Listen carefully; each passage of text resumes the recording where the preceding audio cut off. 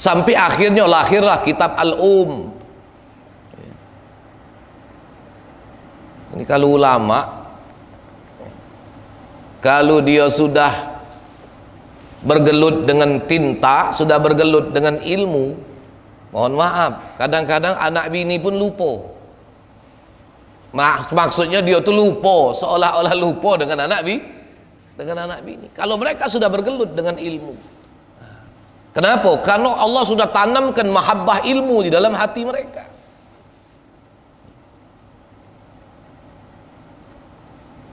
Ada seorang ulama ahli nahu, namanya Imam Sibawaihi. Sibawaihi itu menulis sebuah kitab nahu, dinamakan kitabnya dengan nama Alkitab. Nama kitab nahunya Alkitab. Karena kecintaan dia untuk menulis, akhirnya bininya kesel. Cuma minta maaf ibu-ibu, ini cerita. Bininya kesel. Ngapo? Lakinya ni sibuk nulis baik, seolah-olah tak punya waktu. Akhirnya begitu Imam Sibawaihi berangkat ke masjid untuk sholat, semangkok tintanya ditumpah oleh bininya. Kitab yang beliau tulis itu dibakar oleh bininya. Dibakar. Begitu balik, melihat kitabnya dibakar, mangkok tintanya ditumpah ke. Akhirnya sampai Imam Sibawaihi mentolak istrinya. Ini kenapa? Karena kecintaan beliau kepada ilmu tadi. Maka itu kita tidak boleh bersuudzon, qalil adab kepada orang-orang yang berilmu.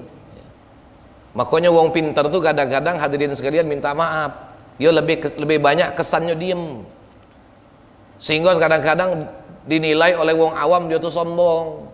Ngapu diajak ngomong lagi cak dak galak lah, kalau dia ngomong bakal jadi mudarat, untuk apa dia ngomong? Ini wong pintar.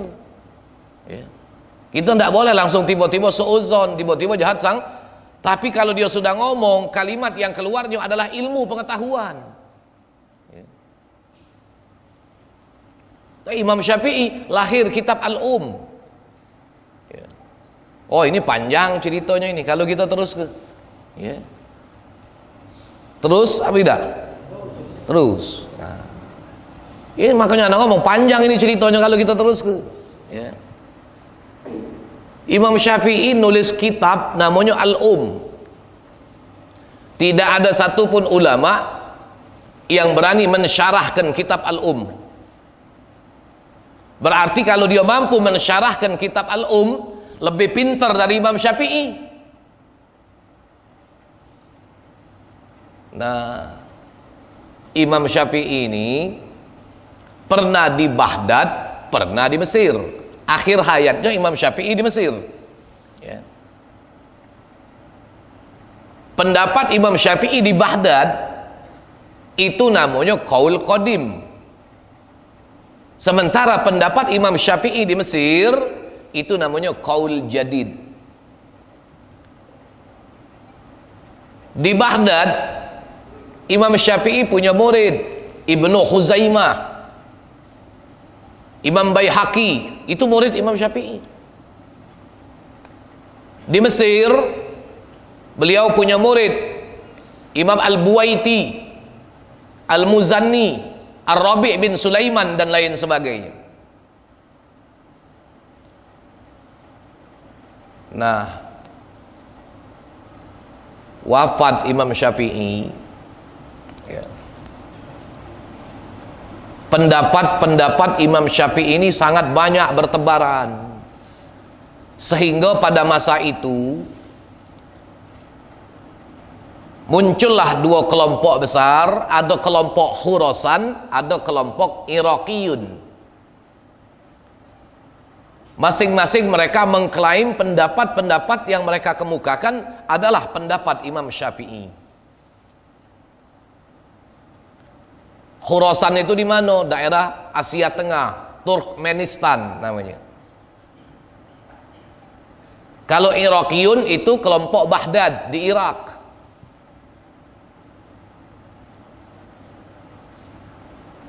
Nah, belakangan murid Imam Syafi'i yang di Mesir namanya Imam Al-Muzani itu meringkas kitab menjadi satu kitab namanya Mukhtasar Muzani. Jadi kalau yang mensyarahkan tidak ada yang berani ya. Kalau dia berani mensyarahkan berarti dia lebih alim dari Imam Syafi'i.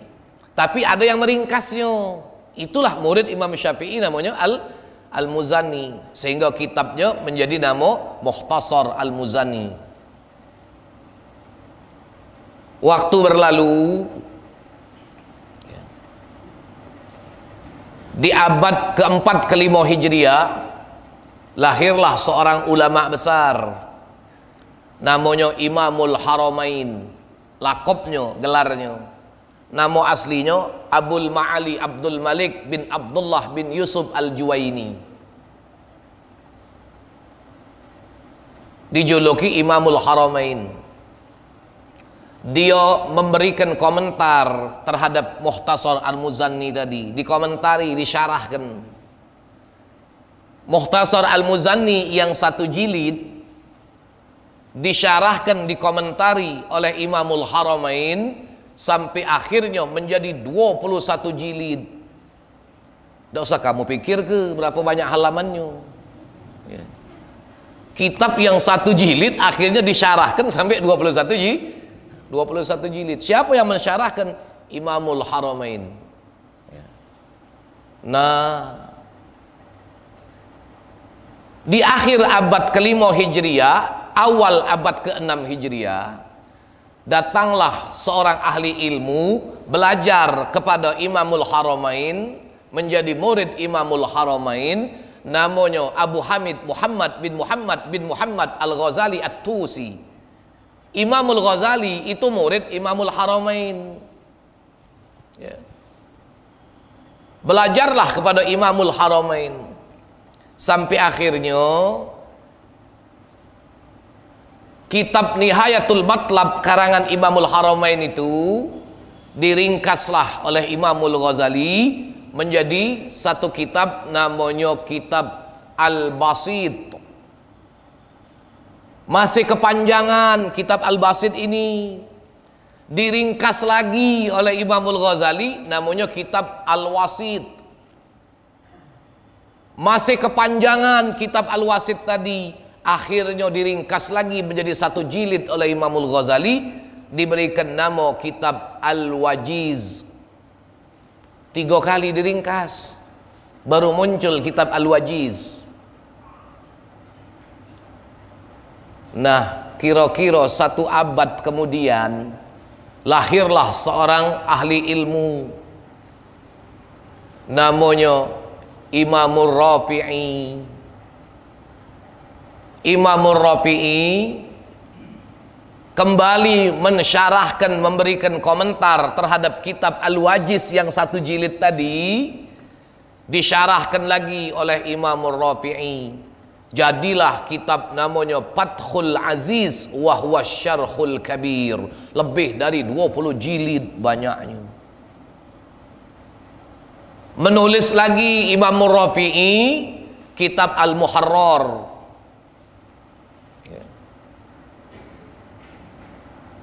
Nah, di kemudian hari lahirlah seorang pemuda ahli ilmu namanya Abu Zakaria Yahya Syarafun Nawawi, yang dikenal dengan nama Imam An-Nawawi. Kitab Fathul Aziz, Syarhul Kabir, dan kitab Muharrar tadi akhirnya diringkaslah oleh Imam An-Nawawi. Kitab Fathul Aziz menjadi kitab Rawdatut Talibin yang diringkas oleh Imam An-Nawawi, sementara kitab Muharrar diringkaslah oleh Imam An-Nawawi menjadi kitab Minhajut Talibin. Jadilah satu kitab namanya Minhajut. Wah, belakangan bermunculan bintang-bintang yang gemerlapan, ahli-ahli ilmu mensyarahkan kembali kitab Minhajut Talibin Imam An-Nawawi tadi. Muncul Imam Romli mensyarahkan kitab Minhajut Talibin menjadi kitab Nihayatul Muhtaj Muncul Imam Ibnu Hajar mensyarahkan Minhajut Talibin menjadi kitab Tuhfatul Muhtaj. Muncul lagi Imam Al-Ghamrawi menjadi kitab Sirajul Wahhaj. Muncul lagi Imam Ad-Damiri menjadi kitab Najmul Wahhaj. Muncul lagi Imam Al-Mahalli mensyarahkan Minhajut Talibin menjadi Kanzur Raghibin. Sehingga begitu dicatat di dalam kitab Jami'us Syuruh wal Hawashi, Al-Habib Abdullah Al-Habsi mencatatnya, tidak kurang 300 ulama yang sudah membuat syarah dan komentar, tahqiq dan ta'liq dari kitab Minhajut Talibin. Begitu hebatnya kedudukan ilmu Imam An-Nawawi. Makanya Imam Nawawi dan Imam Rafi'i, kalau kamu baca dalam kitab-kitab fikih, ada istilah syaikhon. Untuk urusan fikih, kalau disebut syaikhon, dua guru, maka yang dimaksud di situ adalah Imam An-Nawawi dan Imam Rafi'i. Tapi kalau disebut al-imam, maka yang dimaksud di situ adalah Imamul Haramain. Kalau dia disebut Imam Syafi'i, tidak disebut langsung dengan sebutan imam. Begitu penghargaan para ulama terhadap Imam Asy-Syafi'i. Jadi kalau komentar itu dari Imam Syafi'i, langsung ditulis Imamus Syafi'i. Tapi kalau al-imam, maka yang dimaksud di situ adalah Imam Al-Haramain. Kalau disebut syaikhon, maka itu adalah Imam Rafi'i dan Imam An-Nawawi. Ya. Yang nyatet dapat, yang tidak nyatet liwat. Ya. Nah. Kalau kecepatan, sabar-sabar, kaget tunggu di YouTube ya. Iya. Nih. Semua ini karena jalur adabnya tadi. Ya. Maka itu bertambah berkah. Kita tadi kan cerita masalah keluarga Imam Ahmad bin Hambal. Ya. Ahmad bin Hambal saat itu belum menjadi seorang imam mazhab. Ya. Saat itu. Tapi karena keberkahannya tadi, dapat berkah dari Imam Syafi'i di kemudian hari, Imam Ahmad bin Hambal akhirnya menjadi imam mazhab. Kalau kita jadi imam masjid, alhamdulillah. Ya. Jadi imam apa kita? Imam masjid, alhamdulillah. Ini jadi imam masjid lagi tidak, Ustaz. Ngapa? Imam musola, alhamdulillah. Ya. Nah, iya. Nah, karena jalur adabnya tadi luar biasa. Ya. Ini sekedar buat kita untuk tambahan ilmu pengetahuan. Tidak usah dihafal ke. Ya. Iya. Tidak hafal juga kalau tidak dihafalkan. Ya. Ngapa Ustaz tuh lancarnya Ustaz? Aku lah maconya duluan di rumah. Lah, oleh maco maka jadi tahu. Kalau tidak pernah maco, ini maco berkawan buku hari Minggu pagi itulah. Lewat hari Minggu lewat buku itu terkapar baik dalam lemari. Ya. Nih. Jadi adab ya. Maka terbukanya ilmu itu salah satunya ya dengan adab ya. Bahkan ada lagi kisah ya, bagaimana adab itu sangat berpengaruh ya. Entah pernah ada anak ceritakan kisah ini ya. Bagaimana seorang syekh yang dianya dijadikan oleh Allah Subhanahu wa taala untuk membukakan sesuatu yang hak, tapi caranya tidak masuk akal. Caranya tidak masuk akal. Allah menampakkan suatu kebenaran melalui seorang syekh terhadap muridnya, tapi menurut akal ini tidak masuk akal. Suatu ketika ada seorang syekh, dia nanya kepada muridnya, wahai anakku, katanya, siapa orang yang lebih kau cintai, ana am abak, aku apa bapakmu yang lebih engkau cintai? Maka si murid menjawab, anta ya sayyidi, tentu orang yang lebih kucintai adalah engkau wahai guruku. Kata gurunya, nian apa? Nian, seandainya kau kuperintah, kira-kira sanggup tak kau menjalankan apa yang kuperintahkan? Apa kata muridnya? Bagaimana mungkin aku akan menolak apa yang diperintahkan oleh guruku? Sudah, kalau kau ngomong model mak itu, sekarang kau kutanya, kata gurunya, sanggup tak kau membawa kepala ayahmu ke hadapanku saat ini juga? Ha? Murid mak ini hari gila kiai ni. Kiai gila ni. Dah berhentilah, tak usah lalang lagi ngaji di sini. Ya. Akhirnya balik si muridnya pamit. Ya. Begitu si muridnya pamit, balik. Saat dia balik, masuk dia ke rumah, minta maaf nih, bukan ngomong porno, bukan ngomong cabul. Ya. Begitu dia balik, dia ke rumah, dibukanya pintu kamar wong tuanya. Maaf, saat itu dia menyaksikan wong tuanya tengah melakukan hubungan, lagi jima. Wala salam wala kalam, masuk langsung kepala bapaknya tadi tebasnya dengan pedang. Putus kepalanya, tebasnya dengan pedang. Tidak dijingoknya lagi, langsung dibungkusnya, diletakkan di atas talam, nampan, dibawanya ke hadapan gurunya. Begitu sampai di hadapan gurunya, apa kata gurunya? Oh ya anakku, aku cuma main-main ngetes kau. Ngapa kau sembelenian bapak kau? Apa kata muridnya? Wahai guruku, walaupun kau niat main-main, tapi bagi aku setiap perkataan guruku adalah perkataan yang hak. Makanya aku gawe ke? Akhirnya senyumlah si gurunya tadi. Senyum gurunya. Begitu gurunya senyum, apa kata gurunya? Kau buka kain yang membungkus kepala bapakmu, kau jingok, kau saksi ke kepala bapak kau ni apa bukan yang kau bawa? Begitu dibuka, ternyata bukan. Bukan. Ternyata waktu dia balik tadi, bapaknya ni lagi keluar mencari nafkah.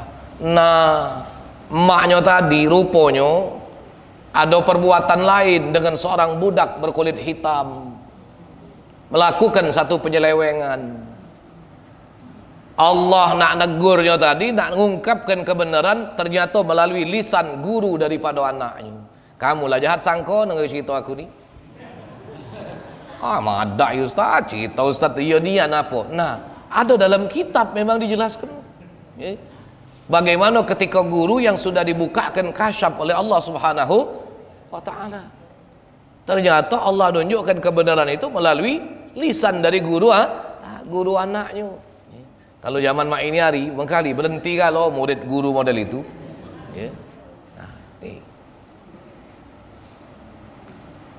Inilah sudah arahnya, sudah perkara batin. Nah kita sebagai tulab yang nuntut ilmu,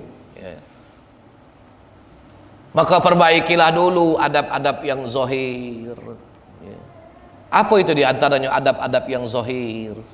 Membaguskan perkataan, menjaga gerakan. Janganlah ketika duduk di majelis ilmu kita bergerak berlebih-lebihan sampai membuat orang menjadi gelisah. Ini adab zahir ni, adab zahir.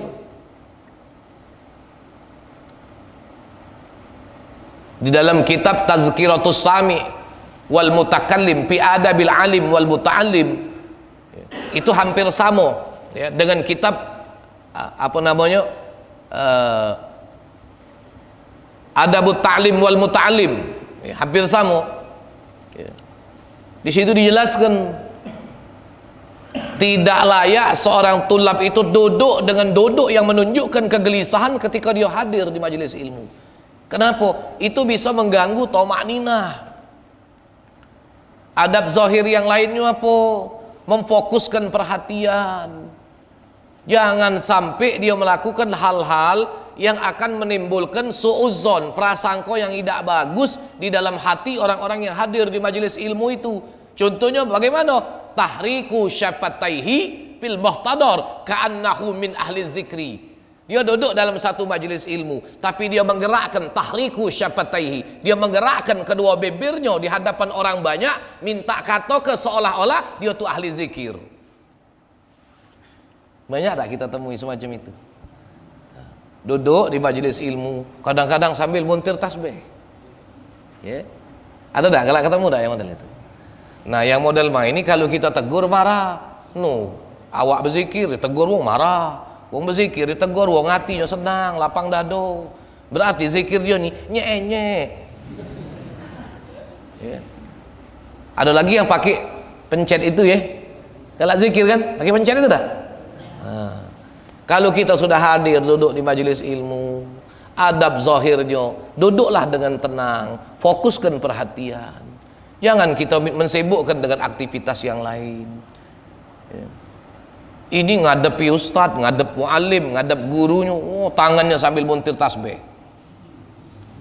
Wah, kalau bahasa Arabnya al-pakam.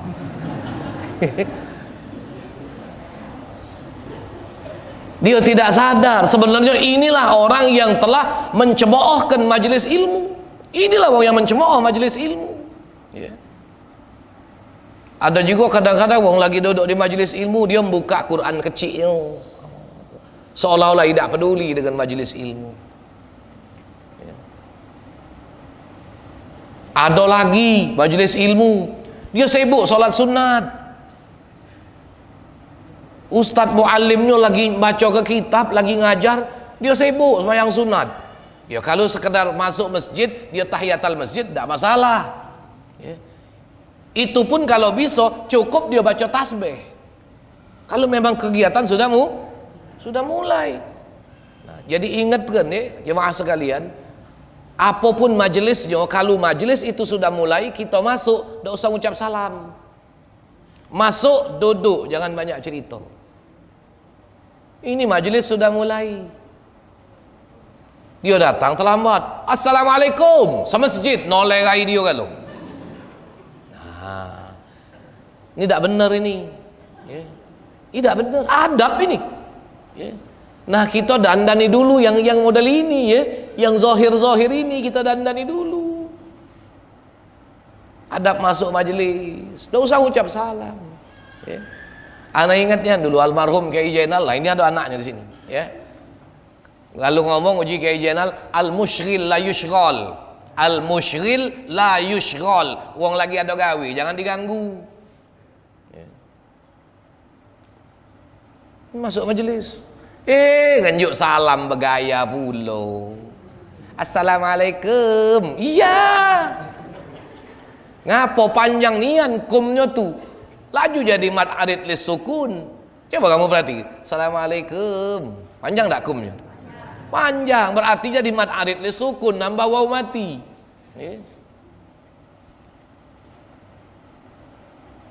Ini adab zahir. Jadi jangan kita mensibukkan diri dengan aktivitas yang lain. Kalau memang kan tujuan kita nak hadir majelis fokus ke perhatian. Duduklah dengan tenang. Ada juga kiai maca kitab, dengat-dengat nyingok jam. Lah, aman sibuk, tak usah ngaji, tak usah hadir. Seolah-olah dia tuh ngomong, lama pula ustaz ni aku ni ada gawe, kira-kira kan mak itu. Benar apa tidak? Nah, ngerasa kan kamu tuh benar. Iya, bentar-bentar nyingok jam. Jadi duduklah dengan tenang, fokus yang baik, fokus yang benar. Jangan buat orang gelisah. Jangan pula kita sibuk berzikir, jangan pula kita sibuk dengan salat sunnah. Dulu ana pernah cawisan, kalau semayang maghrib, habis salat maghrib kan sampai ke isya isi waktu cawisan, taklim. Ada sikok jemaah, kalau aku cawisan, dia sibuk semayang. Rupanya semayang awabin. Habis salat ba'diyah dia mundur agak ke belakang. Cuma kejingoan. Tegak dia semayang. Boleh 2 rakaat kulirik, tegak lagi takbir. Boleh 2 rakaat, tegak lagi, takbir. Anda berkata dalam hati, jangan-jangan ini salat awabin dia nih. Dah. Suatu hari, habis dia salat awabin, ya, dia melok nyimak. Nah, begitu nyimak, ada kesempatan bertanya, dia bertanya. Dia bertanya. Yang ditanya ke ni, tak pulak gerot. Tidak pulak gerot. Kalau kita bersenggolan dengan bibik kita, batal wuduk apa tidak? Ku awasi rai jengok ini. Ya. Ku tanya, bibik tu bibik cak mana? Bibik ustaz, ada ibu. Ya bibik juga, sama baik. Wala adik bapak, wala adik ibu, namanya bibi. Ma abtalal wudu, mahram itu. Ya. Tidak batal wudu. Lah dulu rumah gitu. Tidak batal wudu. Tidak batal wudu. Oh. Jadi ujiana, bapak ni pernah kejadian, apa nanya wae pak? Tidak ustaz, memang pernah kejadian nian. Perasaan aku pak lah dari zaman dulu aku bahas bab wudu. Cuma bapak ni lah sibuk semayang terus saja. Karena masalah ini bapak tak ngerti, bapak tak faham. Cuma masalah ini bapak tak ngerti, tak faham. Bapak sibuk dengan urusan semayang sunat. Oh, tiap kali aku cawisan, bapak semayang sunat. Aku cawisan, bapak semayang sunat. Urusan ilmu ini fardu ain pak. Bapak semayang sunat itu hukumnya sunat. Mana yang lebih abdol? Kira-kira yang fardu ain apa kau sibuk dengan salat sunat? Lebih baik kau duduk di majelis ilmu daripada mensibukkan diri dengan salat sunat. Baru hal yang membatalkan wuduk lagi tak faham. Sibuk diri, membanyakkan diri dengan salat bukan tak manfaat. Tapi kalau kita tinjau derajat hukumnya, jauh lebih utama dia duduk mendengarkan ilmu daripada dia memperbanyak salat Belum rukun salat ditanya, belum rukun wuduk ditanya, belum rukun syahadat ditanya. Selama ini tahunya syahadat, asyhadu alla ilaha illallah wa asyhadu anna muhammadar. Tapi kalau ditanya ada berapa rukun syahadat? 5 ustaz. Syahadat, solat, puasa, zakat, haji. Itu rukun Islam mang cek. Bukan rukun syahadat. Nah ini. Jadi adab zahir ni penting. Ya.